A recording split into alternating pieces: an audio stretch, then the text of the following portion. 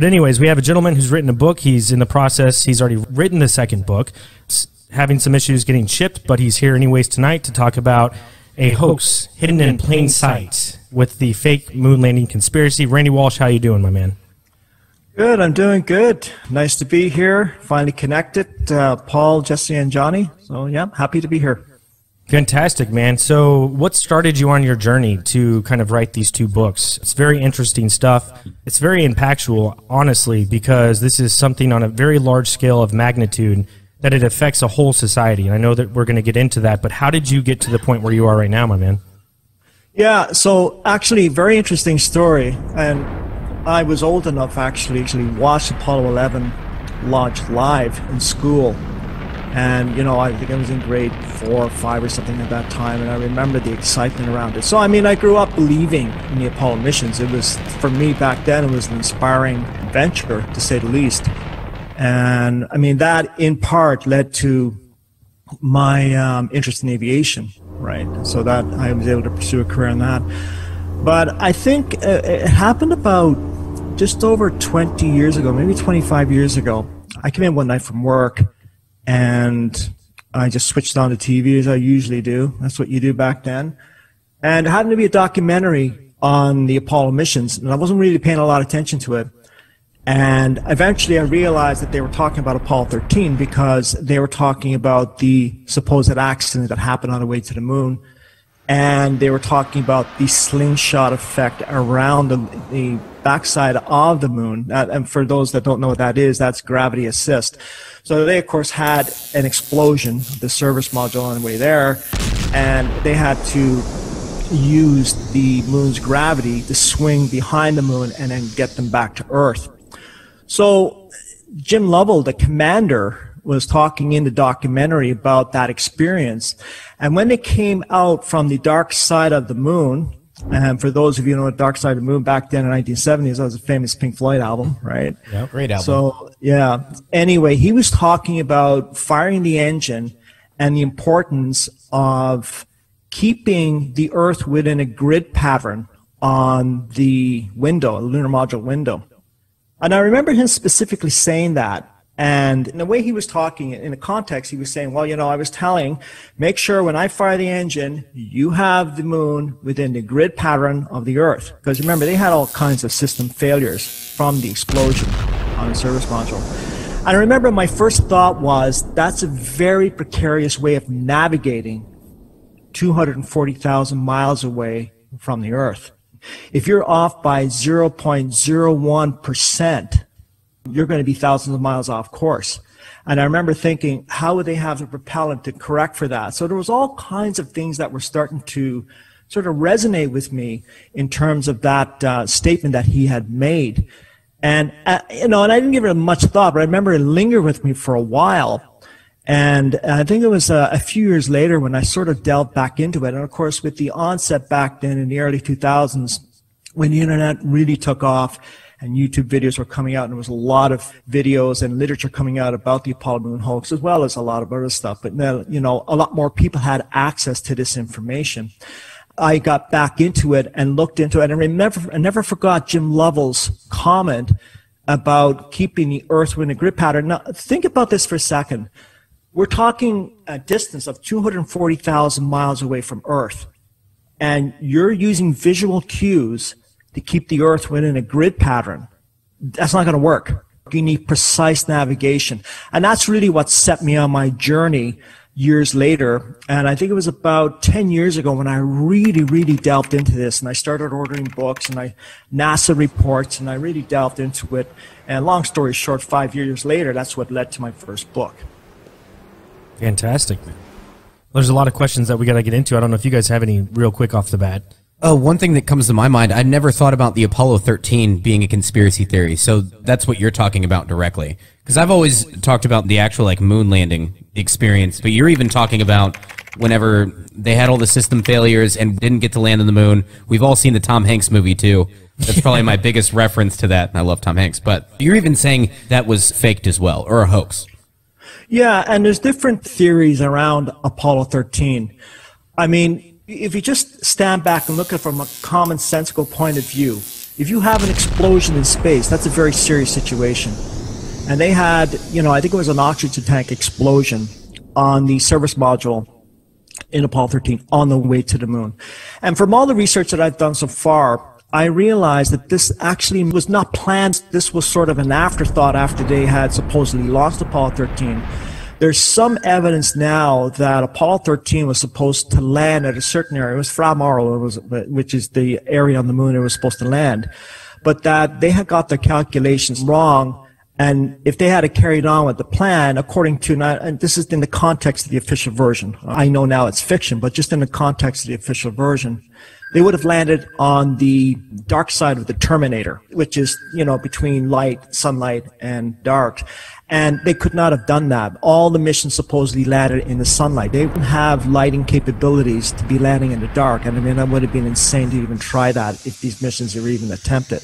And I wrote about this in the first book, that they were on the way there, realized, they screwed up, because it wouldn't take long for, even back then, for some whiz, sitting in his classroom with some high IQ would figure out, well, wait a minute, I did the calculations and you're landing in the dark side. That's impossible.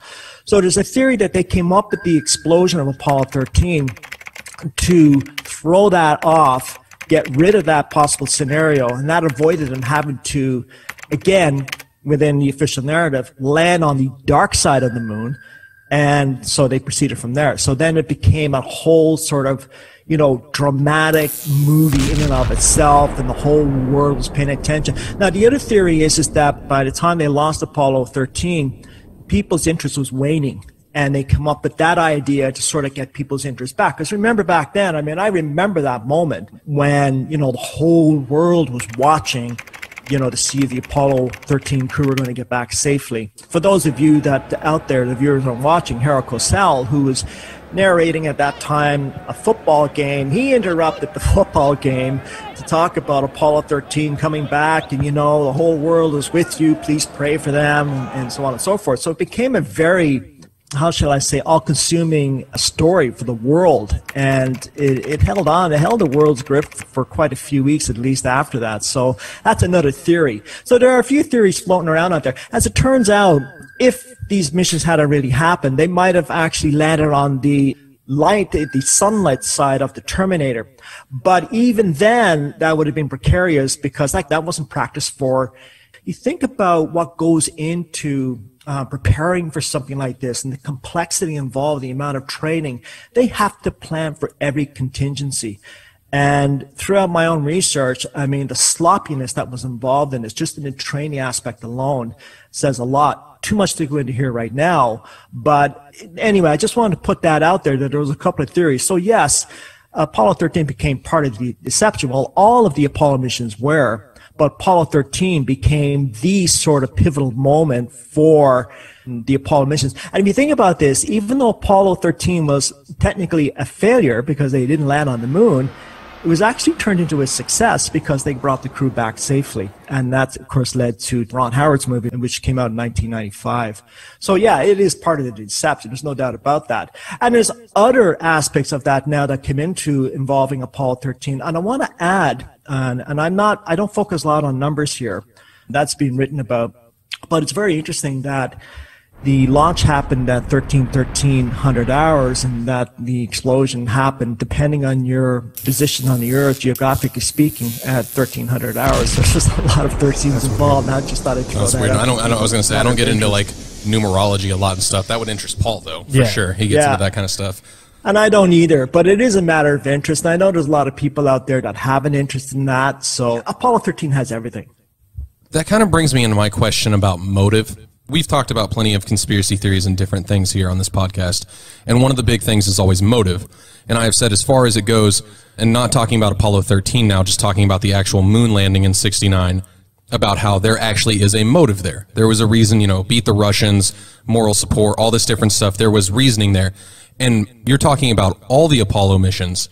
So now, ignoring the moon landing and just talking about, for example, Apollo 13, what is the motive behind the conspiracy? What is the reasoning for, like, you talk about them getting more funding and stuff? Well, if they're not actually doing the missions, if these are quote unquote faked, What is the reason for the funding? What is the funding going towards? Just what is the motive to continue the, like you said, interest is waning. People did not care as much about NASA or the Apollo missions. But if it was all fake in the first place, what are they trying to achieve there? Well, I used to think, in the early days when researching this, that, it was kind of Russians versus Americans, and, it was this race to the moon. I now know that that's just nonsense. It goes deeper than that. It goes darker than that. This was not to, any concern on the part of the American hierarchy versus the Soviet hierarchy at that time, but it fits in with the deception that I also think was part of the Cold War. I mean, it's interesting to note, too, that the Russians, of course, in their space program to the moon, I think it was Luna 8, if I'm not mistaken, in 1968, they sent up a Russian craft to the moon and back, and they put some animals, including some tortoises. By the way, this particular Russian craft was capable of carrying, I believe, 2 cosmonauts. When that ship came back and they opened it up inside, they immediately canceled their manned space program. Now, there's all kinds of other official reasons as to why they did that, but that program itself was canceled. And then, of course, the rest is history in 1969 when the Americans went. But to answer your question, there isn't one clear-cut answer for that. It's about deception, yes. It's about maybe, funding, yes. It's about diverting those funds to black op projects, yes. I mean, there are a variety of reasons, but I think one of the main reasons was the psychological effect that it had on people. So I call it sort of mass programming on a huge scale. And not just for the United States, but for all of North America and all of the rest of the world as well. And I have to say, and I know this may sound a little bit far-fetched, but there's evidence now that the Russians were not only fully aware of it, they were in some ways complicit. So this goes very deep, goes very dark. And I think now, in the last year and a half, we're seeing just from things that have happened, circumstances that we're involved in right now, we're seeing how deep and dark this actually goes. So the Apollo moon missions on itself, it doesn't really hold up, but when you put it in with everything else, the JFK assassination, the Martin Luther King Jr. assassinations, the Apollo moon missions, 9/11, what's going on the last year and a half, you have to put it all together. It's a lot to absorb. I mean, it really is a lot for the average person to absorb because it really conflicts with their preconceived notion of reality is. But I hope that that's some semblance of an answer, because this is a subject that can go on for hours. And when you talk about reality, that's the thing that hits me the most, because one of the first things that I learned in kindergarten is just that we went to space and it's just instant programming. At least for me, when I look back at my preconceived reality in that time, like those are the things that you learn. And then as you get older, you figure out that, hey, we went to the moon, and you're like, well, how did we do it? That's insane. And for me, and you said it in Randy, whenever you were talking, is like a financial aspect. What is it, like $60 million or $6 million per day that NASA receives in tax money? It's something crazy, the amount of money that they get per day. So to me, that's a motive right there in itself. Yeah, so I mean, especially if you're able to like filter that into other things that we, the public would not approve. Right. Like you said, maybe just like programs we don't even know about. You know what I'm saying? I guess my original question is, in the first place, what's the motive to even say that we went to the moon? At night, you see the moon, and you see it every single night, and so has everyone who's lived on this earth. And of course, why would we not want to go there? You see, the thing to remember is, and of course, a lot of the NASA proponents will jump on that and defend it and say, well, it's this and this and this, but what they're actually doing is giving you some truths. They're taking a limited hangout. They're actually telling you, and they tell you, and if you look over the last several decades, they tell you in movies, they tell you in books that they actually faked the Apollo moon missions, but you really have to get into the details of this, and I mean the nitty-gritty details, in order to find this out. And then once in a while, you'll have an astronaut that comes along, and I'll find his name later. He actually, I believe, was one of the astronauts that went to the ISS, if I'm not mistaken, either the Space Shuttle or the ISS. And that was a very, very interesting statement that he made. And it will be able to launch the Orion capsule with humans on board, as well as landers or other components to destinations beyond Earth orbit. Right now, we only can fly in Earth orbit. That's the farthest that we can go. And this new system that we're building is going to allow us to go beyond. and hopefully take humans into the solar system to explore. So the moon, Mars, asteroids, there's a lot of destinations that we could go to, and we're building these building block components in order to allow us to do that eventually. And I think that's NASA's way of indirectly saying, hey, wink, wink, we didn't go, but we fooled you. And it's very difficult to convince people they've been fooled. And we see that abundantly up until the last year or so, because that's actually starting to change. People's perceptions are starting to change. But for an astronaut to make a statement like that, first of all, you'd have to have permission. You can't just make a statement like that without permission. NASA controls every aspect of this, right? And we've seen that with the behavior of the Apollo astronauts. I mean, you had Neil Armstrong, who was the first man to walk on the supposed lunar surface. And he all but went into seclusion for the last 50 years. He resigned his commission when he came back. He was a university professor. He barely gave any interviews. And when he did, he maybe came out once a year, maybe once every 2 years. And when he gave an interview, it was choreographed and scripted. He was very careful about what he said and when he said it. So you want a direct answer to your question. It's very difficult to say, but you have to go outside of that and then work your way in. Just look at the behavior, because it raises more questions. So when you ask that question, it leads to other questions. So it's a very interesting rabbit hole to go down. For instance, for me, like watching Joe Rogan kind of wouldn't, granted, I will say that Talk Junkie started podcasting before Joe Rogan, at least Jesse and I, News Radio 816. What? Wait, yeah, that was way we did, man. Jesse and I were doing podcasts a long time ago before Joe Rogan. He was super hard on the moon landing conspiracy.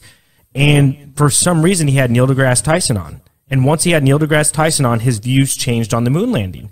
And a lot of Joe's points were valid. A lot of information coming at you, like we lost the telemetry data in the first moon landings. They're gone. They don't exist anymore. The first time we ever went to the moon, you can't find any of that data for some reason. And like Joe Rogan spoke a lot of different points that were very interesting and intriguing. Neil deGrasse Tyson comes on, and now Joe Rogan's like, yeah, we went to the moon. I'm an idiot for even ever suggesting that we never went to the moon. So, I mean, that kind of plays into the question as well. I mean, you have influencers like Joe Rogan, who has 10 million followers on his podcast. Yeah. They're not going to allow him to say, hey, it was all fake. Like Neil deGrasse Tyson, and say, yeah, this is legit. This is how it happened. You can't question science. We went there. You know what I'm saying? Yeah, first of all, I don't take Neil deGrasse Tyson seriously at all. He's what I call a celebrity scientist. Yep. They write books, and there's nothing wrong with writing books. I wrote 2, not really criticize him for that, but he writes books and sensationalizes it, and he comes up with catchphrases on his book, you know, learn this in 15 minutes. And to me, it's just the mainstream media celebrity scientist type, right? He's there, his function is to put that deception forward and to keep people within that way of thinking, that deception. Now, as for Joe Rogan, I saw him on a debate with another scientist who's pro-NASA, and his name escapes me right now. Joe Rogan demolished him. Yep. He came out with all these points, one right after the other. Joe Rogan doesn't have much of a scientific background, but he has intelligence. He's smart. He has the ability to connect the dots. And he did just that. And he demolished this scientist, and he had nothing at all to come back with. There may be a variety of reasons why Joe Rogan had changed. I don't know. Maybe it's because he has a lot of light on him right now, and he has 10 million viewers. And let's face it, the YouTube format, if I can say this, it's a controlled forum. Oh, for sure. I mean, you're just, not going to get anywhere at YouTube unless YouTube allows you to. And maybe it could be argued in a sense that Joe Rogan sold out. I don't know. And I agree. Let's get into like just your opinion on the first time that we landed on the moon. And what are the discrepancies that you see? And do you write about it in your book about just the obvious things that are just blatant to the naked eye that people can refer to or whatever type of evidence that you have? Basically, the premise of my first book was the Saturn V rocket itself. I just started, why not start at the ground and work your way up, right? There's been a lot of discrepancies talked about the moon in terms of the photographic and film record. I don't go into that a lot in book 1. I do touch on it a little bit in book 2. And I actually wrote an appendix where I put some of the work of some other researchers I've been following in book 2, and I highlight their research because it is worth knowing about. The reason why I don't get into a lot of the photographic and film record is I just happen to believe it's a red herring, because NASA has an excuse for everything, and I think it's a trap. I stay away from that, because one of the things that we need to keep in mind with the Apollo missions is that it was a military control. It was a military project. Even though NASA is a civilian agency, all of the personnel, the upper echelons of power, the upper echelons of management, all of the astronauts, I think except one, were all military pilots. So they're under military rule. So they do what the military tells them to do. And the other thing to remember about the film record of the Apollo missions is that the military at that time, and probably still does today, had the biggest, the sort of largest film studios in the world, and he also had the most sophisticated and still classified to this very day photographic and film techniques. And we've all heard about Stanley Kubrick's possible involvement in the Apollo missions. I don't know if that's true or not. I do think that there were some technical experts very close to him that worked with him on his own films that may have been involved. I don't know for sure. Nobody does. Isn't it true, though, that they did have a backup plan? And I don't know if this is like public knowledge, that if they weren't able to actually go to the moon, they were able to actually do it on a set. Yeah, well, they actually built a replica of the Apollo landing moon set at Flagstaff, Arizona. It was like, I think it was something like 2 square miles. And they did all the practicing there. And in fact, the American Geological Survey actually filmed every aspect of that. I mean, they had that technology even back then to actually film this, and which they did, of course, obviously did, because we've seen the films. And they actually had replicas built of the sets. And just briefly, there's a researcher I talk about in book 2. His name is Scott Henderson here in Canada. I'm not far from where I am. And he has proven through his research, and what he did was really amazing. He spent 10 years after retirement downloading NASA's entire photographic and film record. And he was able to determine that the last 3 missions that used the rover on the moon, he was able to determine that it was the same rover used 3 times. I mean, it's just remarkable the amount of things that he's been able to uncover. So he was able to determine that they were using the same rover, which is impossible because they never brought those rovers back, right? They supposedly left them there on the lunar surface. They couldn't bring them back, right? Another anomaly I'll briefly touch on with him, he has discovered that when he and researchers discover something that's an anomaly in a particular photo, NASA cleans it up in the record. So when you go back, you don't find that anomaly anymore. So NASA's constantly updating its photographic record. So it makes it very difficult to research this and say, ha, I found this. And NASA comes back and says, oh, I don't know what you're talking about. We did, because here it is, right? So what I looked at in my book, in book 1, was the technology part of the Apollo mission, starting with the Saturn V rocket. So the Saturn V rocket, basically, for people that don't know, it is a 3-stage rocket, and it's 363 feet tall, and it weighed 3,000 tons, fully loaded with propellant. The first stage had the 5 powerful F1 engines, then the second stage had 5 J2 engines, less powerful, and then the third stage had 1 J2 engine.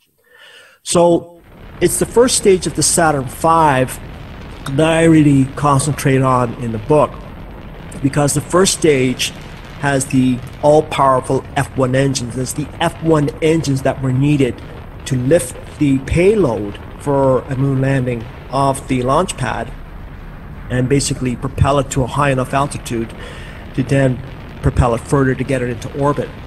So those F1 engines, the 5 of them, had to work perfectly. And there has been no liquid-fueled engine built before or after that is as powerful. So the F1 engine is a real significant part of the Apollo program, because if they did not work and produce the amount of power that the amount of thrust that was necessary, that voids the whole missions. They just don't work. There's actually 2 Saturn rockets. There was the Saturn 1B and there was the Saturn V. The Saturn V was the rocket that was used to send missions to the moon. The Saturn 1B, which is a smaller version of the Saturn rocket, was used for low Earth orbit. The Saturn 1 rocket had 2 stages. Its first stage used 8 H1 engines, which is a less powerful engine. Each one of those engines produced about 200 pounds of thrust. So you had a combined total of about 1 million pounds, just over 1 million pounds of thrust to lift the Saturn 1B off launch pad and then eventually into low Earth orbit. To put that in perspective, the Saturn V, again, which is used to send missions to the moon, each one of the F1 engines produced 1.5 million pounds of thrust. That's one engine, for a combined thrust of 7.5 million pounds of thrust. It is the most powerful engine ever built, and it hasn't been done since.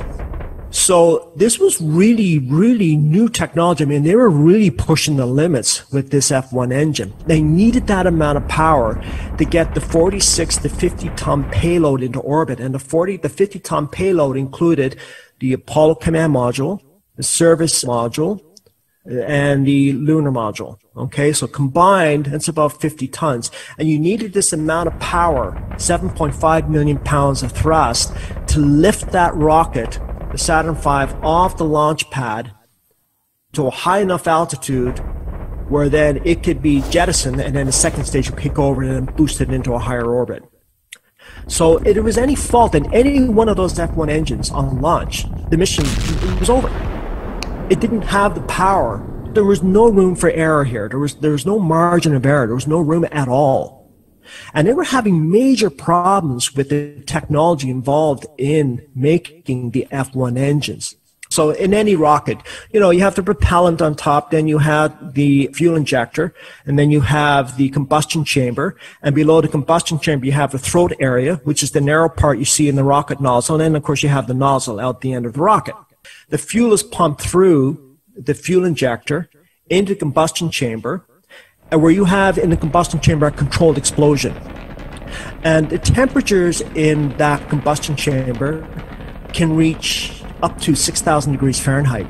So you have to find a way to cool that combustion chamber down while that controlled explosion is going on, because if you can't cool that down, you're going to have a distortion of the combustion chamber itself, and eventually that's going to lead to a massive explosion of the rocket engine, and you have a loss of the rocket and a crew. So they were having major problems with the cooling system involved that was designed to keep those temperatures at a level, to stabilize those temperatures that didn't go beyond 5,000 degrees Fahrenheit. Now we're talking about less than half the surface of the sun here. I mean, we're talking very, very hot temperatures. So what they did is they came out with a method called regenerative cooling system. And what that is that they had designed in the F1 engines, just now around the combustion chamber part, hundreds of small, fine little tubes that went on the outside of the combustion chamber within the engine. So when the fuel was going through, 70% of the fuel was pushed directly through the tubes on the outside of the combustion chamber, and 30% of the fuel was pushed through the combustion chamber itself. The whole idea of that was the propellant that was going through the hundreds of tubes on the outside of the combustion chamber was designed to absorb some of the thermal energy from the combustion chamber to keep it at a stabilized temperature to prevent the rocket itself from exploding. These were failing. And because they were failing, they weren't getting the thrust output that they originally designed. And actually, in a lot of cases, in the static testing they did on the ground, they had explosions of these engines. So they were having real problems producing 1.5 million pounds of thrust. Now, they had 2 unmanned launches of the Saturn V before they sent up a crew. 2. And this is an important point, and I just want you to keep that point in mind. I'll go back to that in a second. The static testing that was done in the F1 engines over several years, actually, was about 70 hours total. That doesn't seem like a lot, but it actually seems adequate when you factor in that the life duration of the F1 engines in an actual launch is 2 minutes. Then the amount of static testing that was done seems okay. But now here's where it gets very interesting.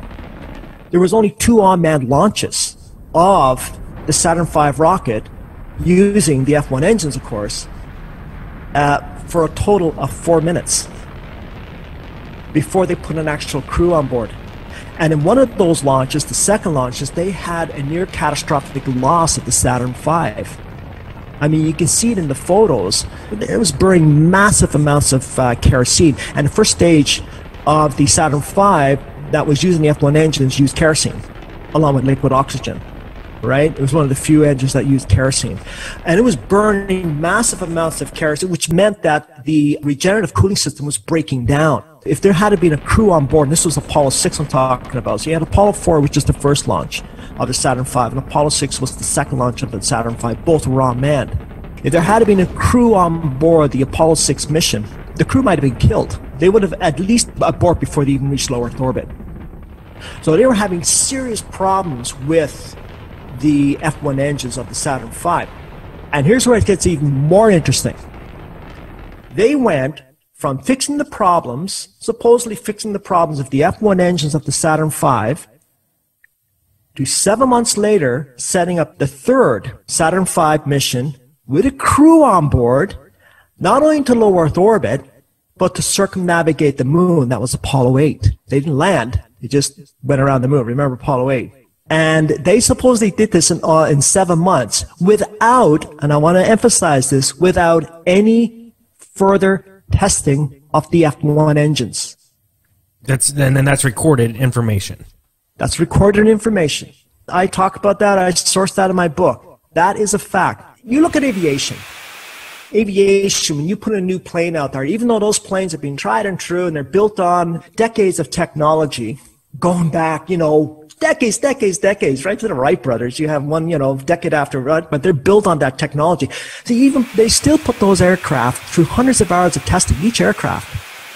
Now, I'm not suggesting for a second that NASA did the same thing, because the cost would be astronomical to do hundreds of hours of testing on the F1 engines in flight. But what I am arguing is that they should have at least did comparable testing to the static testing they did on the ground, and they didn't. And to further emphasize the point, I mentioned the Saturn 1B earlier. The Saturn 1B was a smaller version of the Saturn rocket. It had 14 variations of launches. The configuration was slightly different, but they basically had 14 variations of launches, unmanned launches, with its less powerful H1 engines before they put a crew on board for Apollo 7. The Saturn 1B was used in one Apollo mission. That was Apollo 7. That's verified. That's not disputed. When you put all of it together, you have 70 hours of testing of static testing of the F1 engines, and you have a total of 4 minutes of in-flight testing or testing of the F1 engines in actual conditions. And NASA says that it fixed all the problems with the F1 engines they were having in Apollo 6. That is documented without any further testing, and that they put a crew on board, and that the rest of those Apollo launches from Apollos 8, 9, 10, 11, 12, 13, 14, 15, 16, 17, and of course the last launch of Skylab worked perfectly. Smooth as butter. Not a problem. Real quick question. Do you even think that there were astronauts on the launch of that spaceship going to the moon? Like, did they fake that too? People even boarding it? I can't give a yes or no answer on that, but what I can do is say if there was one Apollo mission that was real, I would lean towards Apollo 7 because that used the Saturn 1B. Now, people say, well, Randy, I've seen the films of them floating around in space on the way to the moon and doing all kinds of things, of course. And I write about this in the second book. Yes, those films are out there. We've all seen them. But that can be duplicated. You know how they train astronauts anyway. You simulate in zero gravity. You can even simulate 1/6 gravity on the lunar surface, which I had recently found out. And I remember earlier I had mentioned that, but the only thing is they can only maintain that zero gravity in space for about 30 seconds, as far as I know. But I mentioned earlier that the military has had photographic film techniques that are still classified to this very day, and who knows what they were really capable of doing. So, yes, I think most of the manned missions that we were seeing were faked. There were no humans that went beyond low Earth orbit. Of that, I am positive.